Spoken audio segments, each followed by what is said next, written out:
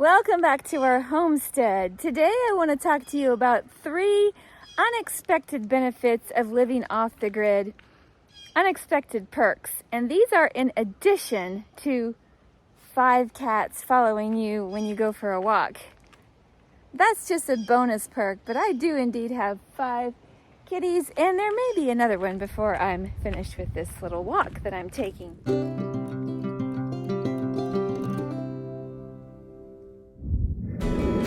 Welcome to Ridgehaven Homestead. From the mountains of Upper East Tennessee, we share snippets of our off-grid life, cabin build, and garden blessings. Pour yourself a cup of tea, sit back, and take a peek into our off-grid home and family. We've lived off-grid for 6.5 years or so, somewhere in that ballpark. And there have been plenty of challenges with living off-grid, getting used to things that we never thought we would have to get used to. Just a lot of different things, nuances that come with living off the grid. But there are 3 main things that I have had pop into my mind that I've noticed in the past few weeks that I really do like about living off grid. So I thought I would share those with you as an encouragement, because maybe you're on the off grid journey and you're having a dark day or two or a discouraging time. Maybe you're thinking about going off grid and you just kind of wonder, is it worth it? All I hear is work, work, work, and problem, problem, problem. Well, there are sometimes those things that we have to contend with, but the day in and day out, it kind of balances the good and the bad. God is always with us, and that is one thing that we definitely can say without a shadow of a doubt. So despite all of the challenges that we have had, we've always had the assurance that we know that God's with us, even though we've had some little bumps in the road. Okay, so let me talk about the 3 things that I think are great perks for the off-grid life. So one of them is the things we hear. One of them is the things we don't hear. And then one of them is the things that we just don't worry that much about anymore. So I'm not going to go in necessarily the order that I stated them. So let's start with first the things that we don't hear that much. I noticed when I went away for the weekend a couple weeks ago that when I tried to go to sleep, and we had a lovely cabin in the woods, it was a picturesque setting, so cozy and wonderful, and I appreciated it all so very much. It was just a wonderful getaway. But the strange thing was that when I tried to go to sleep, it was very hard for me to do. And the reason is because every time I tried to sleep, something was keeping me awake. And I was like, what is even keeping me awake? There's nothing around. It's relatively quiet here. But finally, I became aware of a soft whirring noise.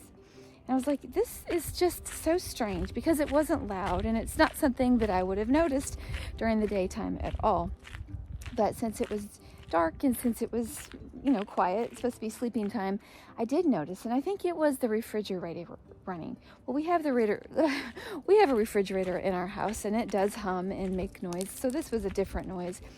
But then I noticed that there was like the whooshing of the gas fireplace, and that was a different sound, and there were hums and clicks and things that frankly we don't hear that much, because even though we have some electrical appliances, we keep them at a minimum. And so it's like something I never even noticed, that we don't have too much around us, and that's just noise. We don't have a lot of machine noise unless we're making it ourselves, unless we're like DIY, doing a DIY project. But at night, it's pretty quiet. If we hear anything, it's because it's out of the ordinary, and we've gotten used to that. So when I was hearing soft hums and soft whirs, those were all different things that I just wasn't used to hearing. And I said seeing because I just saw the most beautiful Dutch iris just bloom. Okay, back to our program of the 3 top perks, 3 top bonuses of living off grid. Well, so we don't get a lot of extra noises around, and when we do get them, they are kind of unusual, and they alert us that something may be going on that we need to check out. Well, the things that we do hear that we don't necessarily hear, or that we haven't necessarily heard before we lived off-grid, are the soft, kind of almost imperceptible sounds of the life around us, of the woods. Like right now, if you listen, you can hear the soft trickle of water behind me as it's coming down the hill. So that's kind of a subtle sound. I can also hear the distant blowing of the wind, and that's kind of a soothing sound. The trees all around are swaying in the breeze. We just have a gentle breeze today.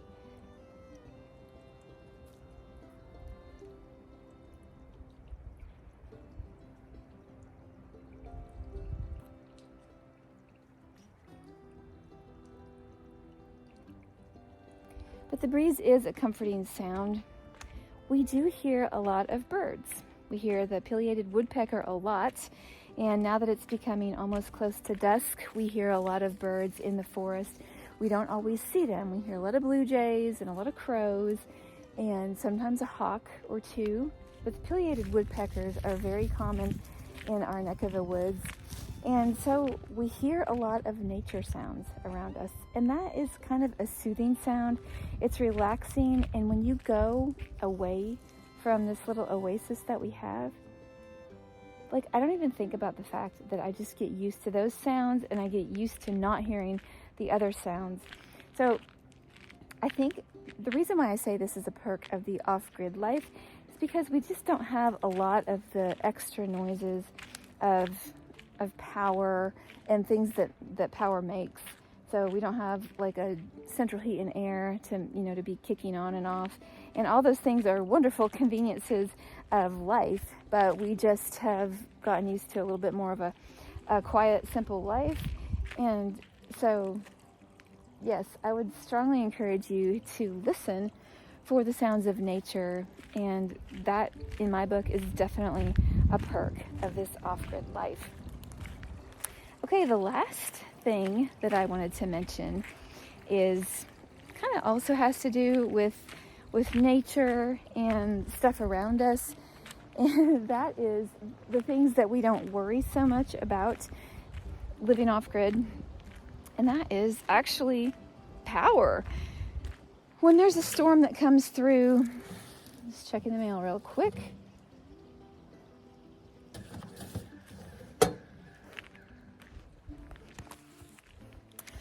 When there's a storm that comes through, we don't pay a lot of attention to whether the power gets knocked out because we're not really that affected. And that kind of sounds almost like a cocky thing to brag about, but it's just the reality of off-grid life. We've set ourselves up in such a way that those things are not a factor because we have done so much work to make the other backups happen. For us, that's a real blessing for the off-grid life. It's kind of just, it's kind of like rewarding for all of the labor that we've put in. And on any other day, most people who have power are not going through the same types of challenges that we generally go through on a day-to-day basis. It's kind of like do your work now or do your work later, but you're going to do it sometime. So you're going to do it on the front end or the back end. And so I can live with that, and I don't really feel so guilty. I'm just thankful that we've figured some things out. And so those are the three things that they have become such a blessing to me. The first two especially. We kind of live in our own little oasis up here, and it's an oasis that involves a lot of work, a lot of input, a lot of muscle and brain power and challenges.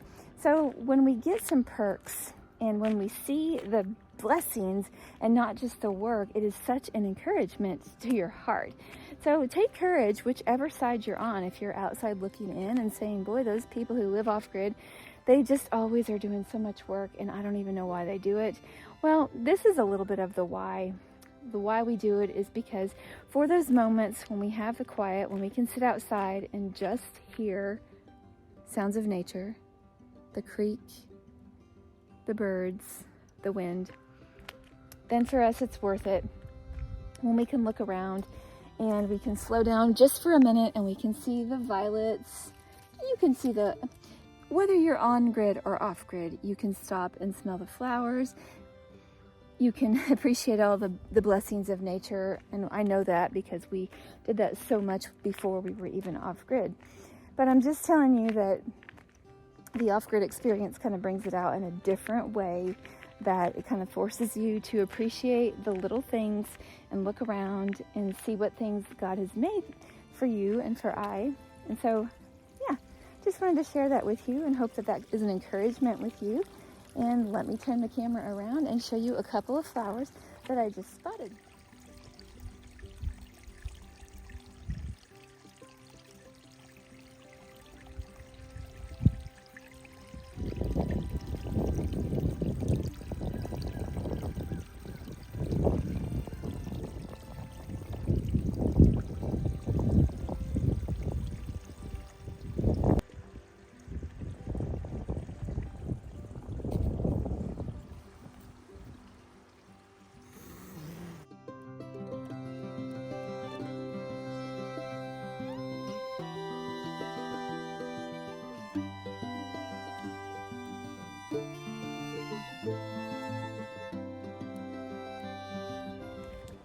There are certainly many, many more blessings of living off-grid that I have not thought of today. Those were just a few that just came to my mind, and I thanked God for them.